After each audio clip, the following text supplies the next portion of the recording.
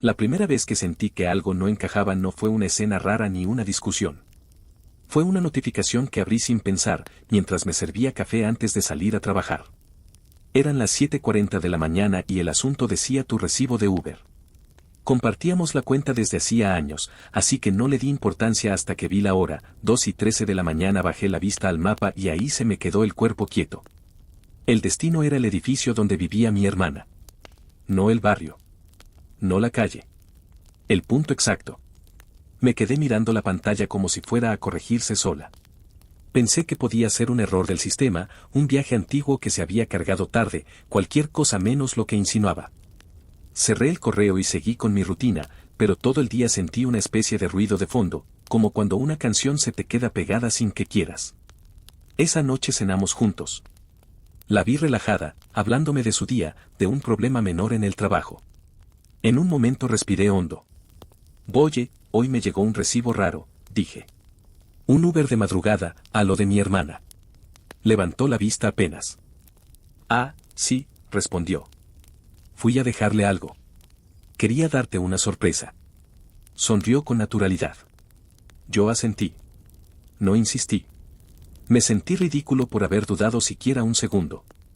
Al día siguiente, mi hermana me escribió, ¿todo bien? El mensaje era corto, seco, sin contexto. Le respondí que sí, que por qué preguntaba. Pasaron horas antes de que contestara con un audio de 10 segundos. Nada, solo quería saber. Mi hermana siempre llamaba. Siempre. Ese detalle me inquietó más que el recibo. Con los días empecé a notar cosas pequeñas. Mi novia bajaba el brillo del celular cuando yo entraba a la pieza. No de golpe, sino con un gesto casi cuidadoso. Mi hermana empezó a responder con mensajes breves, evitaba las llamadas largas. Y había una coincidencia que se repetía, cada vez que yo decía voy a pasar por tu casa, ambas se tensaban, como si se hubieran puesto de acuerdo para reaccionar igual. Una tarde, en el ascensor, le pregunté a mi novia si pasaba algo. ¿Por qué? Dijo. Te siento distante. Estás muy sensible últimamente, respondió. Debe ser el estrés. Esa palabra me quedó dando vueltas. Sensible. Empecé a guardar cosas sin una razón clara. Capturas de horarios, correos, el recibo del Uber. Me decía que era solo para quedarme tranquilo, pero en el fondo sabía que estaba armando algo, aunque no quería mirar el resultado. Una noche, mientras ella se duchaba, su celular vibró sobre la mesa. No lo tomé. Pero una nota de voz se reprodujo sola, quizá por un toque accidental. Escuché la voz de mi hermana, apurada, no hoy. Él está raro. La pantalla se apagó enseguida. Cuando salió del baño, la encaré. ¿Por qué mi hermana te dice eso? Se quedó quieta. Los ojos se le llenaron de lágrimas. No es lo que crees, dijo. Esa frase me heló más que cualquier confesión. Porque no explicaba nada y, al mismo tiempo, parecía justificarlo todo. Esa noche casi no dormí. No porque estuviera armando teorías, sino porque algo básico se había movido de lugar. Sentía que estaba caminando sobre una superficie que siempre había sido firme y que de pronto crujía bajo mis pies. Al día siguiente me levanté temprano, salí sin despedirme demasiado y pasé la mañana con una calma artificial, como si mi cuerpo estuviera funcionando por inercia. En el trabajo abrí de nuevo el recibo del Uber. Amplié el mapa, revisé la hora exacta, el método de pago. Todo era correcto. Guardé una captura. Me dio vergüenza hacerlo, pero no pude evitarlo. Pensé en escribirle a mi hermana, pero algo me frenó. No quería enfrentarla sin saber qué estaba buscando. Esa noche dejé el celular boca arriba sobre la mesa, con la captura abierta. ¿Te suena esto? Pregunté, señalando la pantalla. Mi novia miró la imagen unos segundos más de lo normal. ¿Quién te mandó eso? Dijo. No importa. ¿Qué hacías ahí a esa hora? Suspiró y se sentó frente a mí. Fui a ver a tu hermana por un tema de papeles, respondió. Queríamos ordenarte algo para que no te preocuparas. Otra vez esa idea, cuidarme.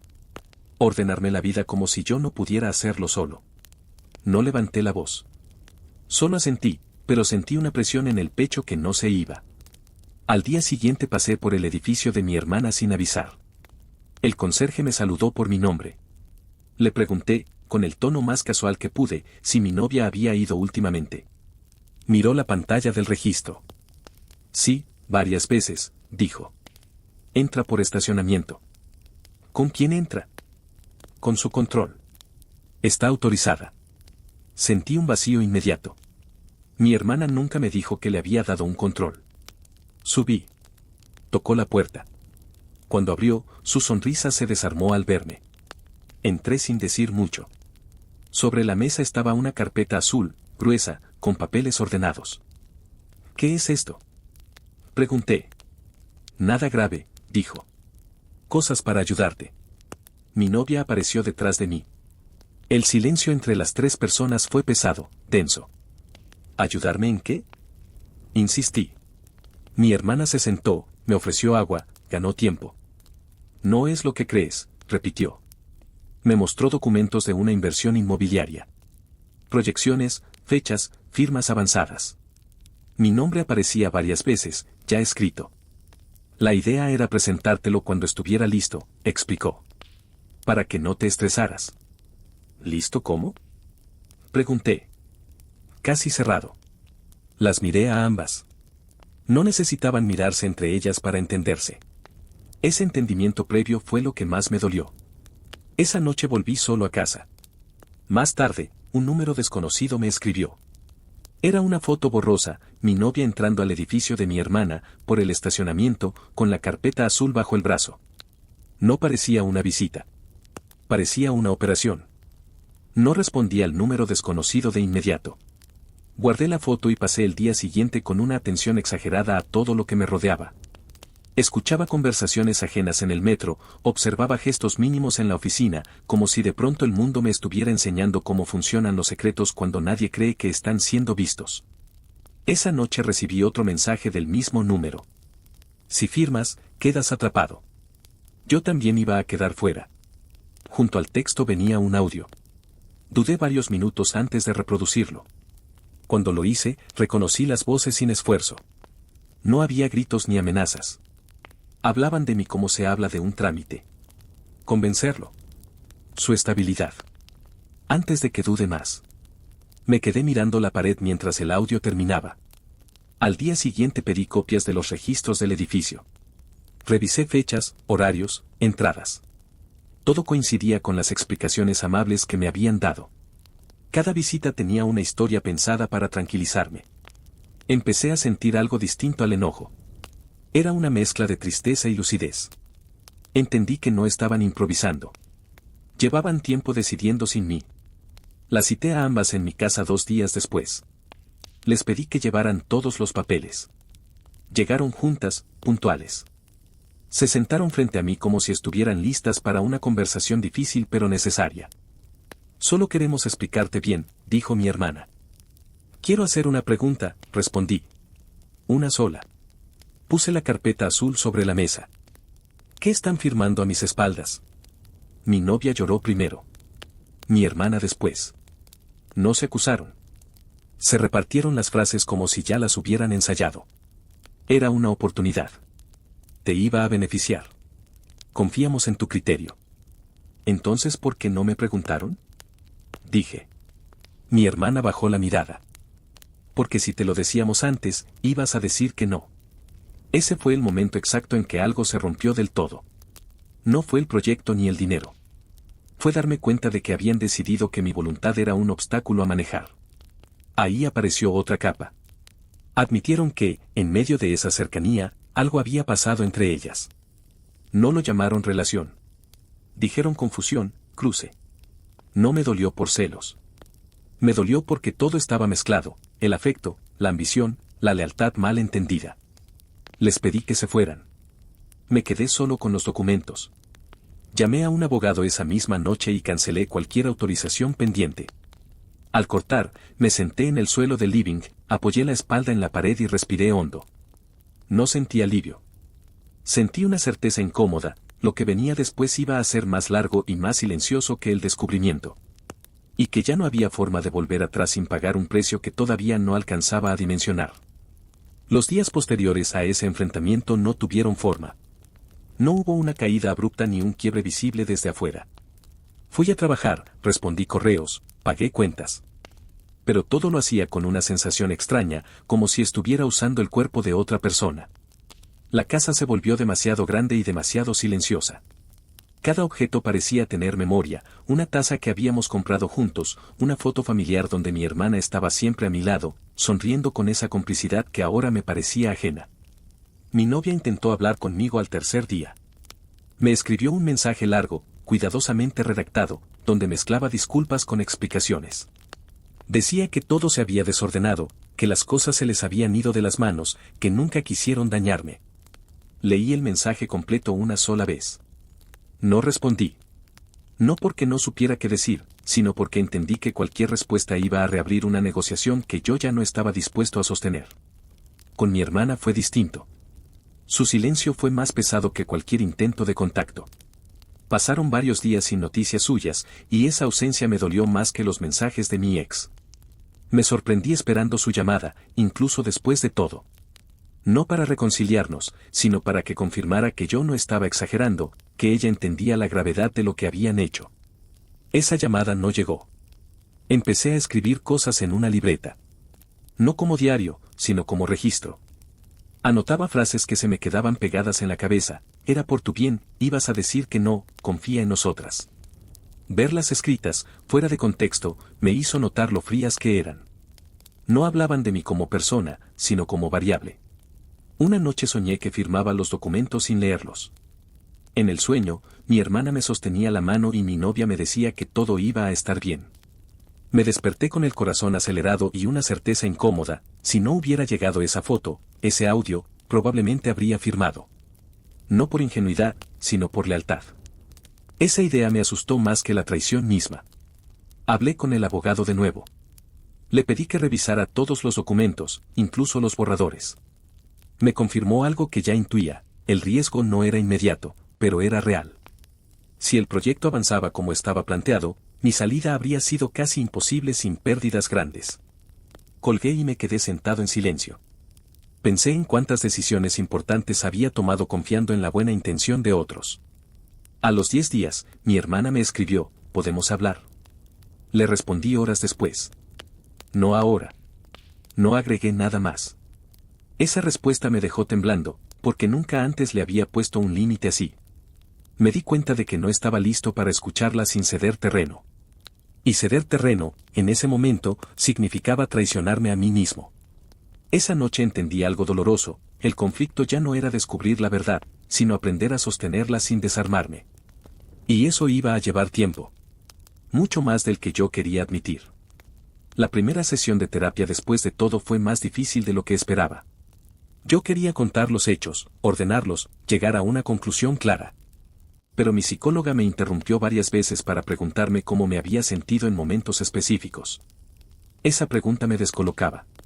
Yo estaba acostumbrado a explicar, no a sentir sin corregirme. Cuando hablamos de mi hermana, me quedé en silencio largo rato. No sabía por dónde empezar. Ella había sido mi lugar seguro desde siempre. La persona que conocía mis peores versiones y aún así me defendía. Reconocer que había usado esa cercanía para empujarme a una decisión irreversible me producía una mezcla de rabia y culpa. Rabia por lo que hizo. Culpa por necesitar aún su aprobación. Empecé a notar cómo ese vínculo atravesaba todo. En el trabajo me costaba tomar decisiones sin validarlas con alguien. En conversaciones triviales, dudaba de mis propias percepciones. Era como si el piso se hubiera movido y yo ya no confiara del todo en mis pasos. La traición no solo había afectado mis relaciones, había erosionado mi confianza interna. Una tarde, ordenando archivos antiguos, encontré versiones preliminares del proyecto inmobiliario. Fechadas semanas antes del primer recibo de Uber. Mi nombre ya estaba incluido como aval en esos documentos. Nadie me había mencionado esa etapa. Me senté frente a la pantalla con una sensación de vértigo. No era una idea que se había descontrolado. Era un plan que había avanzado sin mí desde el inicio. Esa noche soñé con la casa donde crecimos. Estábamos en la cocina. Mi hermana me hablaba, pero no podía escucharla. Solo veía su boca moverse. Me desperté con una opresión en el pecho que no sentía desde el día del enfrentamiento. Revisé el celular. Tenía varios mensajes suyos sin abrir. Uno decía: necesito verte. aunque sea para que me digas que no. Llevé ese mensaje a terapia. La pregunta no era si debía verla, sino para qué. ¿Buscaba cierre? ¿Reparación? ¿O solo confirmar que el lugar seguro ya no existía? Pensar en verla me generaba ansiedad, pero evitarla me dejaba una sensación de huida. Después de varios días, le propuse encontrarnos en un café, un espacio neutral. Aceptó de inmediato. Demasiado rápido. El día del encuentro llegué antes. Elegí una mesa cerca de la ventana. Cuando entró, la vi distinta. Más delgada, con ojeras marcadas. Se acercó para abrazarme. No devolví el gesto. Nos sentamos. El silencio fue largo, incómodo, pero necesario. Gracias por venir, dijo. No vine a arreglar nada, respondí. Vine a escuchar. Me habló de miedo, de sentirse atrasada en la vida, de ver en mi estabilidad una oportunidad. Dijo que mi novia la había convencido de que era por mi bien. ¿En qué momento pensaste que decidir por mí era cuidarme? Pregunté. Bajó la mirada. Cuando pensé que si te lo preguntaba, ibas a decir que no. Ese reconocimiento, dicho sin dramatismo, me dejó claro que no había maldad explícita, pero sí una falla profunda. Nos despedimos sin promesas. Caminé varias cuadras después, temblando. No por lo que había dicho, sino por lo que había confirmado. Después de ver a mi hermana, algo se acomodó de forma incómoda pero definitiva. No sentí alivio ni cierre. Sentí claridad. Entendí que el vínculo que yo estaba intentando recuperar ya no existía desde antes de descubrir la traición. Solo había sobrevivido en mi cabeza, sostenido por la costumbre y el recuerdo. Volví a la terapia con esa idea rondándome. Hablamos de límites, de lealtades mal entendidas, de cómo a veces el amor se confunde con control cuando una persona cree saber qué es mejor para otra. Me costaba aceptar que podía seguir queriendo a mi hermana y, al mismo tiempo, elegir no tenerla cerca. Esa ambivalencia me desgastaba más que el enojo. Con mi ex, las cosas fueron más prácticas. Coordinamos por correo la devolución de llaves, el cierre de cuentas compartidas, la división de gastos pendientes. No hubo reproches. Solo logística. Me sorprendió lo rápido que el lenguaje emocional había desaparecido entre nosotros. Como si se hubiera agotado antes de la ruptura. Un día recibí un correo del banco con el nombre del proyecto inmobiliario en el asunto. Llamé de inmediato. Me confirmaron que no tenía ninguna obligación activa, que mi nombre había sido retirado antes de cualquier compromiso formal. Colgué y me quedé sentado en silencio. No sentí triunfo. Sentí cansancio. Un cansancio profundo, como el que llega después de evitar algo grave sin saber cuán cerca estuviste realmente. Pensé en la persona que había enviado la foto y los audios. Nunca supe quién era. Tampoco quise averiguarlo. No actuó por altruismo, sino por interés propio. Y aún así, su advertencia había sido clave. Esa contradicción me obligó a aceptar que las decisiones correctas no siempre vienen de motivaciones limpias. Empecé a reconstruir rutinas pequeñas. Ir al gimnasio temprano. Cocinar solo. Volver a llamar amigos que había dejado de ver. En esas conversaciones evitaba entrar en detalles. No quería convertir mi historia en advertencia ni en espectáculo. Todavía estaba demasiado cerca. Una tarde, ordenando el departamento, encontré un objeto que me dejó inmóvil, el control del estacionamiento del edificio de mi hermana. No recordaba cómo había llegado a mi casa. Lo sostuve un rato largo. Pensé en las entradas y salidas, en los registros, en las puertas que se abren solo cuando alguien te da permiso. Al día siguiente se lo envié por correo, sin nota. Ese gesto fue mi manera de marcar un límite sin discusión. No hubo reconciliación ni ruptura formal. Solo distancia. Y por primera vez desde que todo empezó, sentí que esa distancia no era una pérdida impuesta, sino una decisión consciente. Una decisión que todavía dolía, pero que empezaba a devolverme algo que había perdido, la sensación de estar, otra vez, a cargo de mi propia vida. Con el paso de las semanas empecé a notar algo que no esperaba, el mundo seguía funcionando aunque yo hubiera cambiado por dentro. La gente me hablaba de proyectos, de viajes, de planes a largo plazo, y yo asentía con una atención educada, como si estuviera observando desde afuera. No estaba deprimido, pero tampoco entero. Era una forma de pausa. Como si mi sistema emocional se hubiera reiniciado y todavía estuviera cargando. En terapia trabajamos mucho la idea de responsabilidad. No la de ellas, sino la mía. Eso me incomodaba. Yo había sido el traicionado, el engañado, el excluido de decisiones importantes. ¿Qué responsabilidad podía tener ahí? La respuesta no era culpa, sino conciencia. Haber delegado durante años partes importantes de mi vida a personas en las que confiaba sin revisar del todo. No por pereza, sino por amor. Entender eso no me debilitó, me volvió más preciso. Una tarde, mientras tomábamos café, mi terapeuta me preguntó qué era lo que más me dolía perder. Pensé en la relación, en los planes truncados, en el dinero que casi comprometí. Pero lo que salió de mi boca fue otra cosa. Perdí un lugar donde podía bajar la guardia, dije. Con mi hermana no tenía que explicarme. Decirlo me dejó con un nudo en la garganta. Porque entendí que no estaba llorando a una persona, sino a una sensación. Empecé a revisar recuerdos con otros ojos. Conversaciones pasadas, decisiones familiares, momentos en que mi hermana hablaba por mí sin que yo se lo pidiera. Antes me parecía cuidado. Ahora veía un patrón. No malintencionado, pero persistente. Ella estaba acostumbrada a ocupar ese lugar. Y yo, a dejárselo. Una noche me escribió de nuevo. Un mensaje corto. Espero que estés bien. Nada más. No pedía respuesta. No explicaba. Lo leí varias veces. Pensé en contestar con la misma brevedad. No lo hice. No por castigo, sino porque todavía no sabía qué lugar podía ocupar ella en mi vida sin volver a confundirme. Con mi ex, en cambio, el vínculo se había enfriado casi por completo. Nos cruzamos una vez por casualidad en el supermercado.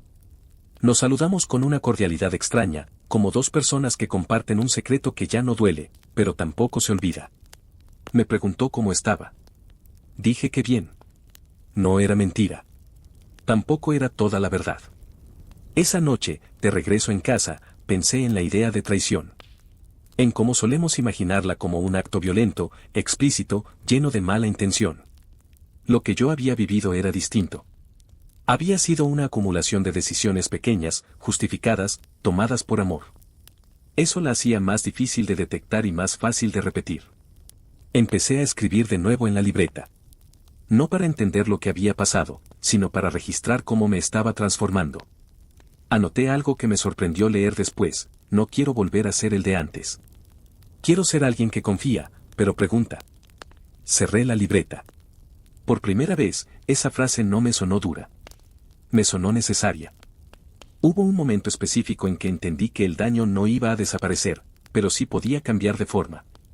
Fue un sábado cualquiera, mientras ordenaba el closet. Encontré una caja con cosas que había guardado sin pensar, contratos viejos, manuales, recuerdos pequeños. Entre ellos estaba una foto familiar, de años atrás.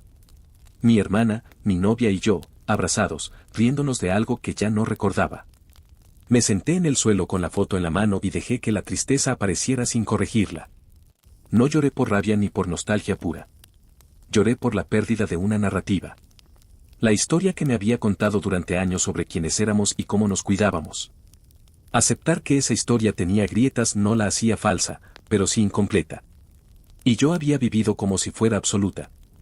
En terapia hablamos de duelo. No solo por personas, sino por expectativas. Yo estaba haciendo varios duelos al mismo tiempo: el de la pareja que no fue, el de la hermana idealizada, el de una versión mía que confiaba sin preguntar. Reconocerlos me ayudó a dejar de exigirle al presente que reparara el pasado. Empecé a tomar decisiones pequeñas sin consultar a nadie. Cambié de proveedor de internet, moví dinero de una cuenta a otra, planifiqué un viaje corto solo. Nada épico. Pero cada decisión reforzaba algo básico: podía hacerlo. No necesitaba validación constante. Esa sensación fue creciendo de forma silenciosa. Un día recibí un correo de mi hermana. Más largo esta vez. No se defendía. No justificaba. Decía que entendía si yo necesitaba distancia, que estaba trabajando sus propios miedos, que lamentaba haber confundido cuidado con control. No pedía perdón de forma dramática. Lo agradecí internamente. No respondí de inmediato. Me tomé días. Cuando finalmente contesté, fue con una frase sencilla: gracias por decirlo. Todavía necesito tiempo. Enviarlo me dejó temblando, pero también liviano. Con mi ex no hubo ese intercambio. Y entendí que no lo necesitaba. Habíamos cumplido nuestro ciclo. No hacía falta cerrar con palabras algo que ya estaba cerrado por decisiones. Una noche, volviendo a casa, volví a pensar en el recibo de Uber. En cómo algo tan trivial había abierto todo.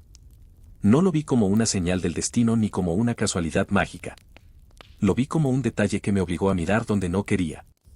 Y entendí que muchas verdades funcionan así, no irrumpen, se filtran. Antes de dormir escribí otra frase en la libreta: no todo lo que termina fracasa. Algunas cosas terminan porque ya cumplieron su función. Apagué la luz. Dormí sin sobresaltos. No era felicidad. Era descanso. Con el tiempo, las preguntas externas empezaron a disminuir. La gente deja de insistir cuando entiende que no hay una historia corta que contar. Yo mismo dejé de buscarla.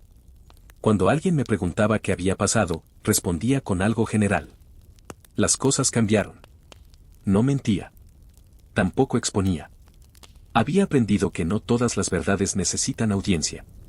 Mi relación con el silencio también cambió. Al principio era una amenaza, un espacio donde todo podía volver a doler. Después se transformó en un lugar de observación. Empecé a notar cómo reaccionaba ante ciertas frases, ciertos gestos. Lo hago por tu bien. Confía en mí. Ya no me activaban de inmediato, pero tampoco las dejaba pasar sin pensar. Esa era la diferencia.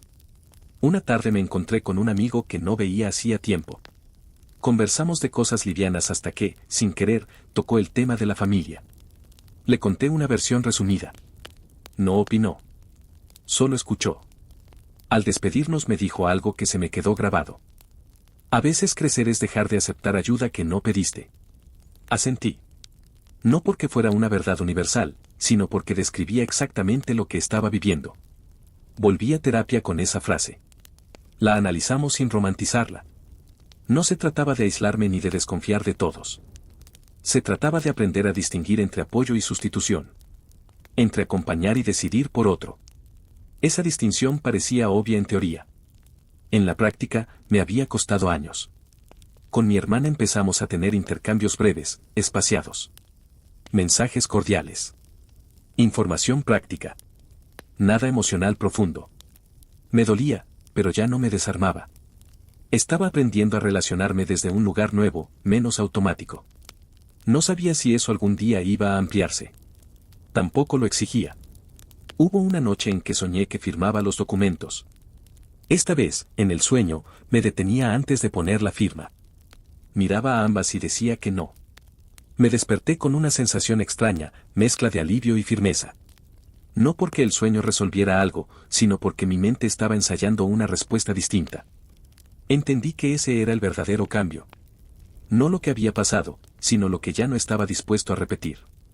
La historia no me había vuelto más duro. Me había vuelto más consciente. Y esa conciencia, aunque incómoda, era una forma de protección. Mientras me preparaba para dormir, pensé en algo que todavía no tenía respuesta, como se cierra una herida que no supura, pero tampoco desaparece. No lo sabía. Pero por primera vez, esa pregunta no me daba miedo. Me acompañaba. Hubo un punto en el que dejé de medir el tiempo en semanas desde el conflicto y empecé a medirlo en estados internos. Días en los que me sentía firme. Otros en los que una frase al azar me desarmaba sin aviso. No era una recaída, era ajuste. La vida seguía pidiéndome decisiones pequeñas y yo estaba aprendiendo a tomarlas sin pedir permiso emocional. Una mañana recibí una invitación al cumpleaños de mi sobrino. La organizaba mi hermana. El mensaje era neutro, correcto, casi administrativo. Me quedé mirando la pantalla varios minutos. No había obligación explícita, pero el peso simbólico era enorme. Ir significaba exponerme a una cercanía que todavía no sabía manejar. No ir significaba marcar una ausencia que sería notada por todos. Llevé esa decisión a terapia. Mi psicóloga no me dijo qué hacer. Me preguntó qué necesitaba yo ese día. La pregunta parecía simple, pero no lo era. Pensé en la incomodidad de ver a mi hermana, en las miradas de otros familiares, en la posibilidad de que alguien intentara arreglar las cosas por mí. Pensé también en mi sobrino, que no tenía nada que ver con lo ocurrido. Al final entendí que ninguna opción era limpia. Elegí la que podía sostener sin traicionarme. Fui. Llegué temprano y me fui temprano. Saludé, abracé a mi sobrino, hablé poco. Mi hermana me miró varias veces como buscando una señal. No se la di. No por frialdad, sino porque todavía no la tenía clara ni para mí. Cuando me despedí, me agradeció haber ido. Asentí. Nada más. Ese encuentro me dejó agotado, pero también me mostró algo importante: podía estar presente sin volver a ocupar el lugar de antes. No tenía que desaparecer ni fingir normalidad. Podía elegir una posición intermedia. Eso, para mí, era nuevo. Días después, revisando correos antiguos, encontré uno que me llamó la atención. Era de meses atrás, enviado por mi ex a mi hermana, reenviado luego a mí con un comentario trivial. En ese momento no lo había notado. Ahora sí. El tono era técnico, frío, lleno de supuestos sobre lo que yo necesitaba y podía asumir. No había mala intención explícita. Pero había algo peor: certeza sobre mí sin consultarme. Leí ese correo varias veces. No para enojarme, sino para entender. Entendí que el plan no había sido un arrebato ni una confusión momentánea. Había sido una construcción gradual, sostenida por una idea compartida, que yo era predecible, manejable, que iba a aceptar por amor lo que otros decidieran por lógica. Esa comprensión no me hundió. Me ordenó. Empecé a revisar otras áreas de mi vida donde esa dinámica se repetía en menor escala. En el trabajo, en amistades, incluso en decisiones cotidianas. No para culpar a nadie, sino para ajustar mi forma de estar. Una noche escribí en la libreta algo que me costó aceptar: no me traicionaron porque confié. Me traicionaron porque no puse límites cuando todavía podía. Cerrar esa frase me dio una mezcla de tristeza y alivio. No era una condena. Era un aprendizaje tardío, pero aprendizaje al fin. A partir de ese momento empecé a notar algo sutil: mi cuerpo reaccionaba antes que mi cabeza. Cuando una conversación se deslizaba hacia decisiones tomadas por mí, sentía tensión en los hombros, una incomodidad inmediata. Antes la ignoraba. Ahora la escuchaba. No siempre actuaba de inmediato, pero registrarla ya era un cambio profundo. Un viernes por la tarde, mi hermana me escribió para avisarme que necesitaba un documento que estaba en mi poder. Algo simple, dijo. Coordinamos para entregarlo en persona. Nos encontramos en un café cercano a su trabajo. El ambiente era neutral, casi aséptico. Pedimos lo mismo de siempre sin comentarlo. Esa familiaridad automática me incomodó. Hablamos de cosas prácticas. Del documento. Del horario. Del sobrino. En un momento ella dijo: me alegra que estemos pudiendo hablar así. No respondí enseguida. Estamos hablando, dije. No es lo mismo que estar bien. Asintió. No discutió. Ese gesto me sorprendió más que cualquier disculpa. Hubo un silencio largo. Ella respiró hondo. Estoy tratando de entender en qué momento crucé una línea, dijo. Yo también, respondí. Pero desde lados distintos. No profundizamos más. No era el lugar ni el momento. Al despedirnos me abrazó con cuidado, como si estuviera probando un terreno nuevo. No me aparté, pero tampoco me quedé. Fue un abrazo breve, contenido.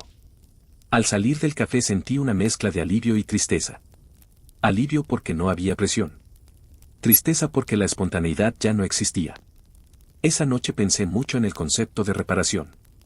En cómo solemos imaginarla como una disculpa perfecta o un gesto contundente. Lo que yo estaba viviendo era otra cosa. Una reparación incompleta, lenta, llena de silencios. Y entendí que quizá eso era lo único posible. Con mi ex, en cambio, no hubo reparación alguna. Y ya no la esperaba. Un día la vi de lejos, caminando con alguien más. No sentí celos. Sentí distancia. Una distancia que no dolía, pero que confirmaba el cierre. En terapia trabajamos la idea de confianza futura. No con ellas, sino conmigo. Confiar en que iba a poder detectar señales, poner límites, tolerar la incomodidad de decir que no. Eso me asustaba más que cualquier traición pasada. Porque implicaba sostener decisiones sin garantía de aprobación. Empecé a practicarlo en cosas pequeñas. Rechazar invitaciones cuando no tenía energía. Pedir tiempo antes de aceptar propuestas. Hacer preguntas incómodas sin disculparme por ellas. Cada vez que lo hacía, sentía una pequeña sacudida interna. Como si estuviera desarmando una costumbre vieja. Una noche, antes de dormir, pensé en la pregunta que había iniciado todo: ¿Qué están firmando a mis espaldas? Entendí que ahora la pregunta era otra, más cotidiana y más exigente. ¿Qué estoy aceptando yo sin darme cuenta? Esa pregunta no tenía una sola respuesta. Pero saber que debía hacerla ya era una forma de avance. El proceso siguió sin grandes hitos. Y eso, paradójicamente, fue lo más difícil de aceptar. No hubo una escena final donde todo se acomodara. Hubo repetición. Días normales atravesados por pequeñas decisiones conscientes. Me di cuenta de que estaba aprendiendo a vivir sin la expectativa de que alguien más organizara el sentido por mí. Una tarde recibí una propuesta laboral interesante. Implicaba más responsabilidad y un cambio de ritmo. Antes, lo habría conversado largamente con mi pareja, con mi hermana, buscando validación. Esta vez lo pensé solo. Hice listas, evalué riesgos, hablé con colegas. Cuando finalmente acepté, sentí una mezcla de orgullo y vértigo. No por el trabajo, sino por haberlo decidido desde un lugar propio. Le conté a mi hermana después, como información, no como consulta. Me felicitó. Noté un matiz distinto en su respuesta. Menos apropiación, más respeto. No lo celebré internamente, solo lo registré. Estaba aprendiendo a observar sin idealizar. En una sesión de terapia, mi psicóloga me preguntó si todavía sentía enojo. Pensé un rato antes de responder. No como antes, dije. Ahora siento algo más parecido a duelo. Ella asintió. Me explicó que el duelo no siempre es por lo que pasó, sino por lo que no va a volver a ser. Esa frase me acompañó varios días. Empecé a despedirme mentalmente de ciertas expectativas. La de una familia sin fisuras. La de una pareja que crece en línea recta. La de una confianza que no necesita revisión. No fue un gesto dramático. Fue una renuncia silenciosa, repetida. Una noche, revisando la libreta, leí las primeras anotaciones. El recibo de Uber, la hora, el edificio. Todo parecía lejano y cercano a la vez. Me sorprendió notar que ya no sentía la urgencia de explicarme a mí mismo porque no lo vi antes. Esa pregunta había perdido fuerza. Había sido reemplazada por otra más útil: ¿qué hago con esto ahora? Empecé a responderla con hechos, no con teorías. Cuidando mis tiempos. Diciendo que no cuando algo me incomodaba.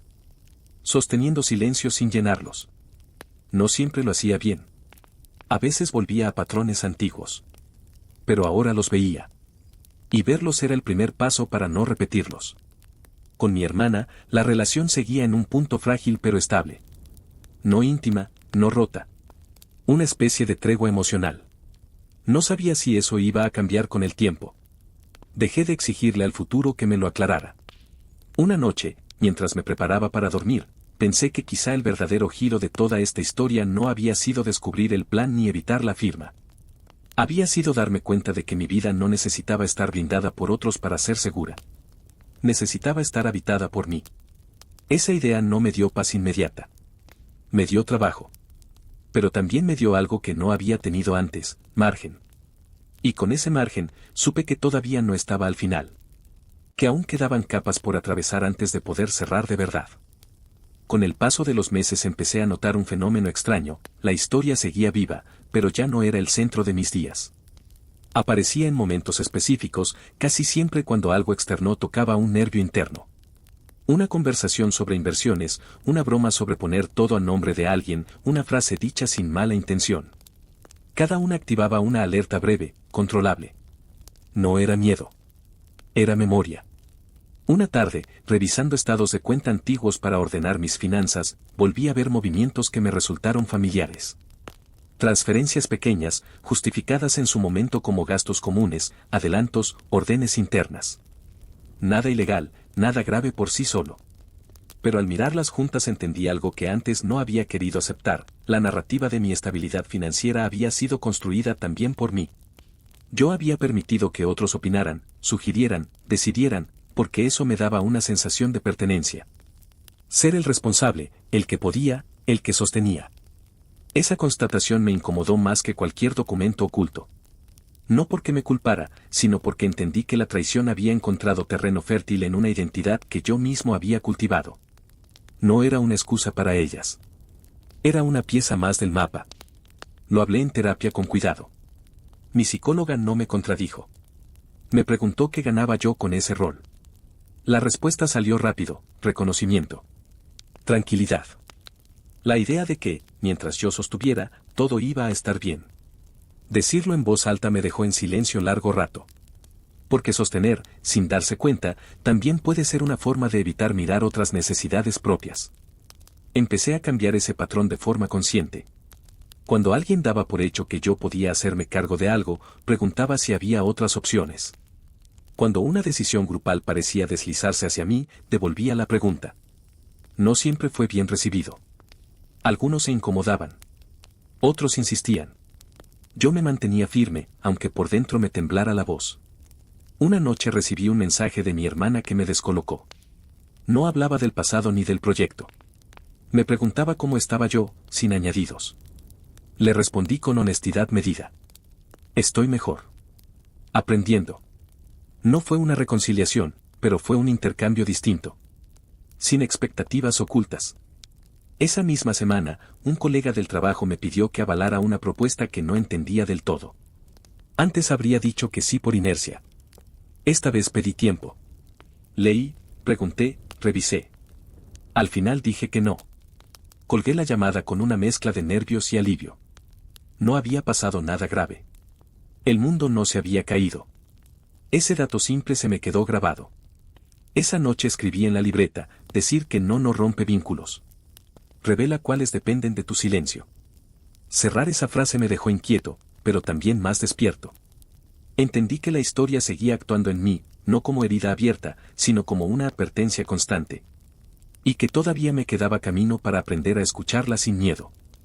Hubo un momento específico en que esa advertencia se puso a prueba de verdad. No vino de mi familia ni de mi ex, sino de un lugar inesperado. Me ofrecieron participar en un proyecto paralelo al trabajo, una inversión pequeña comparada con lo anterior, pero con una estructura similar: confianza personal, promesas de estabilidad, urgencia suave. Nada sospechoso en apariencia. Acepté escuchar la propuesta con atención. Tomé notas. Hice preguntas. Noté cómo los interlocutores intentaban tranquilizarme cada vez que dudaba. Es seguro. Lo hacemos entre conocidos. No queremos que te estreses con detalles. Esa última frase me atravesó como un eco. Sentí el cuerpo tensarse antes que la mente. Respiré hondo. Pedí los documentos completos. No borradores. No resúmenes. Los revisé en casa, sin prisa. Encontré cláusulas ambiguas, responsabilidades poco claras. Nada ilegal, pero sí desequilibrado. Al día siguiente pedí una reunión. Expuse mis dudas con calma. El ambiente cambió. La urgencia se volvió presión. Confiamos en ti, me dijeron. Pensamos que no ibas a complicarlo tanto. Justamente porque confían en mí, necesito entenderlo todo, respondí. Ese intercambio fue decisivo.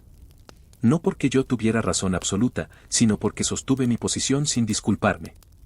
Al final, me retiré del proyecto. Hubo incomodidad.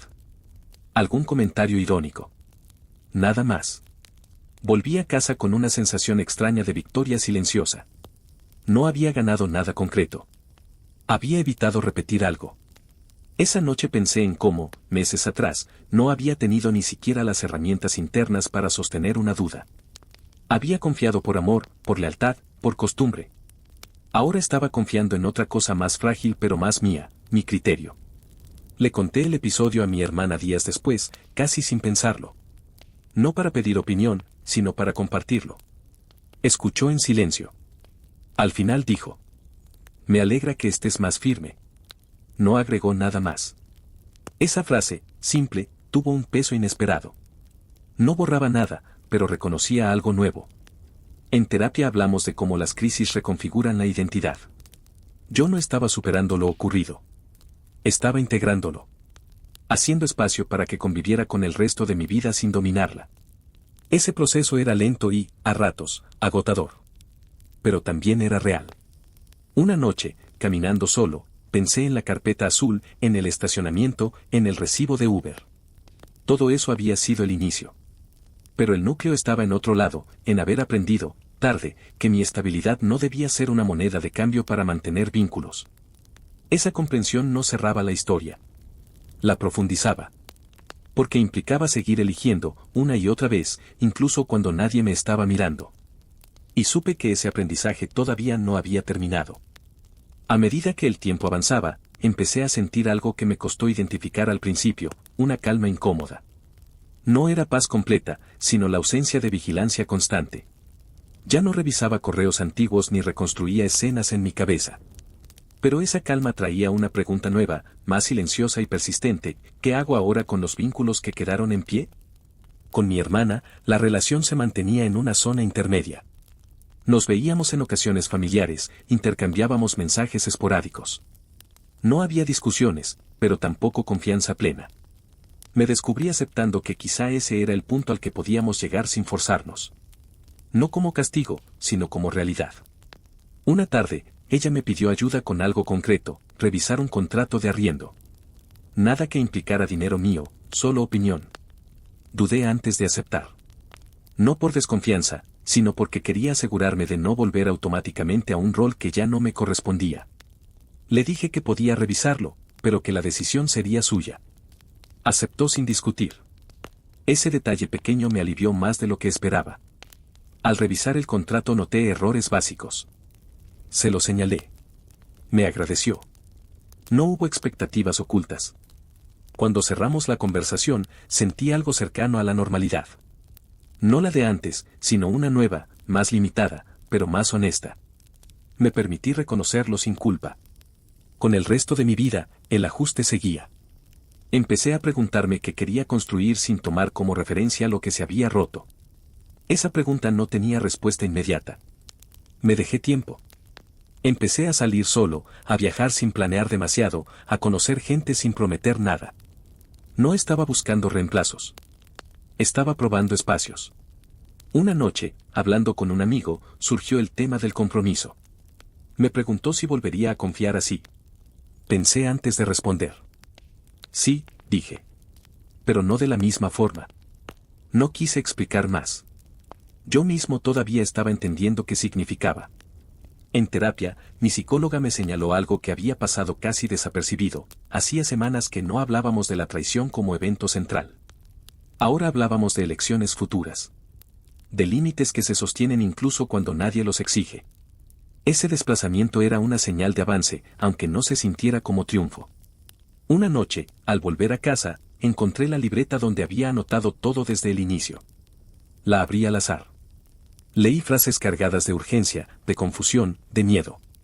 Las reconocí, pero ya no me pertenecían del todo.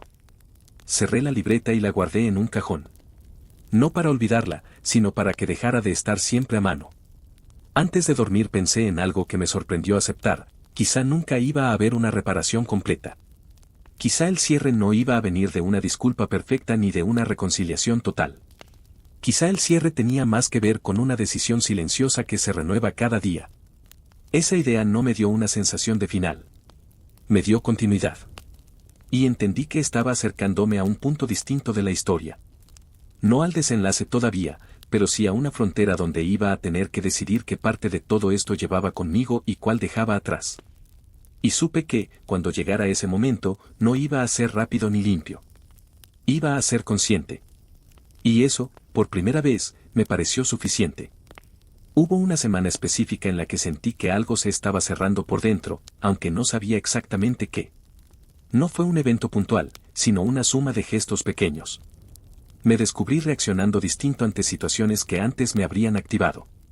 Un comentario invasivo en el trabajo. Una sugerencia disfrazada de consejo. Una expectativa ajena puesta sobre mí sin aviso. En todos esos casos, respondí con calma, pero con firmeza. Sin explicarme de más. Sin justificarme. Una noche, hablando con mi terapeuta, le dije algo que me sorprendió escucharme decir. Ya no estoy esperando que nadie entienda completamente lo que pasó. Ella asintió, como si eso fuera una señal importante. Y lo era. Durante meses había tenido una expectativa silenciosa de validación externa, de que alguien reconociera el daño con la precisión que yo lo había vivido. Soltar esa expectativa no borraba lo ocurrido, pero me liberaba de una dependencia que seguía atándome al pasado. Esa misma semana, mi hermana me propuso almorzar juntos. Dudé. No porque temiera un conflicto, sino porque quería asegurarme de ir desde un lugar honesto, no desde la costumbre ni la culpa. Acepté. Elegimos un restaurante sencillo, sin carga emocional previa.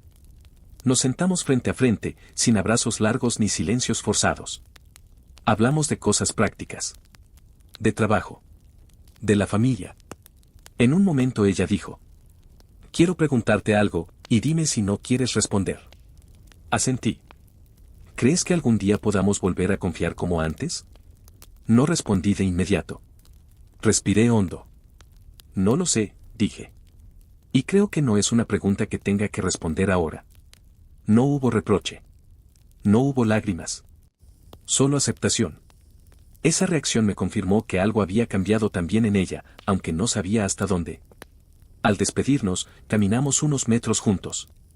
Me di cuenta de que ya no estaba midiendo cada gesto ni cada palabra. No porque todo estuviera resuelto, sino porque había dejado de buscar garantías. La relación, si seguía existiendo, tendría que hacerlo bajo nuevas reglas. Y si no, yo estaba preparado para sostener esa pérdida sin negarla. Esa noche, de regreso en casa, pensé en el concepto de control. En cómo había confundido durante años la cercanía con la delegación. Amar no era ceder la propia voz. Cuidar no era decidir por otro. Esas ideas ya no eran teóricas. Estaban encarnadas en decisiones reales, repetidas. Me sentí cansado, pero no vacío. Era un cansancio distinto, como el que queda después de atravesar algo largo y complejo sin atajos. Me di cuenta de que estaba entrando en una etapa nueva, no de reparación, sino de integración. Lo ocurrido no iba a desaparecer, pero ya no necesitaba ocupar el centro para existir. Los días siguientes tuvieron una claridad que no había sentido antes. No era euforia ni alivio completo. Era coherencia. Mis decisiones empezaban a alinearse con algo interno, sin necesidad de mucha deliberación. Cuando algo no me cerraba, lo decía. Cuando necesitaba tiempo, lo pedía. Ya no sentía que eso pusiera en riesgo mis vínculos. Si lo hacía, quizá esos vínculos no podían sostenerse de otra forma. Un viernes por la tarde, al salir del trabajo, me senté en un café solo, sin libro ni celular. Observé a la gente pasar. Pensé en todo lo que había ocurrido desde aquella mañana del recibo de Uber. Me sorprendió notar que el recuerdo ya no venía acompañado de una descarga emocional intensa. Seguía siendo importante, pero había perdido su capacidad de desbordarme. Recordé la pregunta que había marcado el punto de quiebre: ¿qué están firmando a mis espaldas? En ese momento había sido una confrontación. Ahora entendía que también había sido una declaración. Un límite pronunciado por primera vez.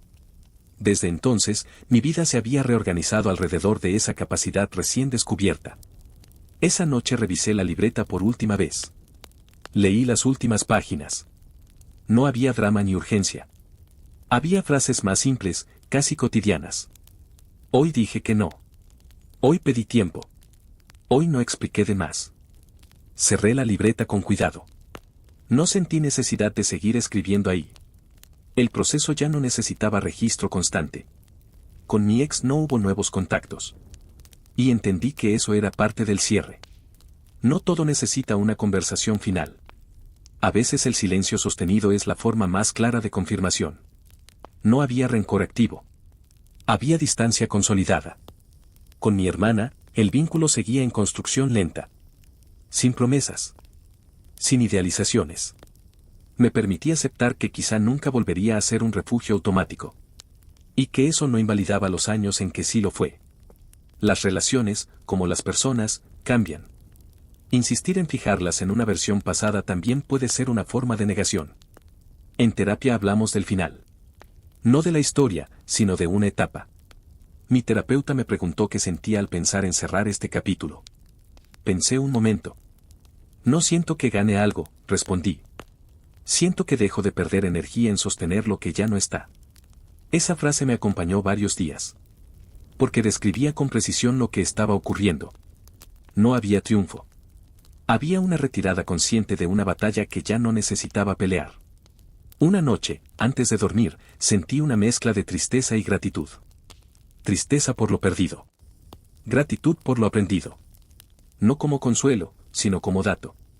Sabía que estaba cerca de un punto de decisión final. No uno impuesto por los hechos, sino elegido por mí. Y esa diferencia lo cambiaba todo. El momento llegó sin anuncio. No fue una conversación ni un evento externo. Fue una decisión interna, silenciosa, casi anticlimática. Una mañana me desperté con la certeza de que ya no necesitaba seguir revisando esta historia para entender quién era ahora. No porque lo supiera todo, sino porque lo esencial ya estaba claro. Me preparé el desayuno con calma. Abrí el correo sin ansiedad. Vi una notificación de Uber antigua, enterrada entre promociones. No sentí nada especial. Cerré la pestaña. Me sorprendió esa neutralidad. No como logro, sino como señal de que algo había terminado su ciclo. Ese día, en terapia, le dije a mi psicóloga que sentía que podía cerrar este proceso.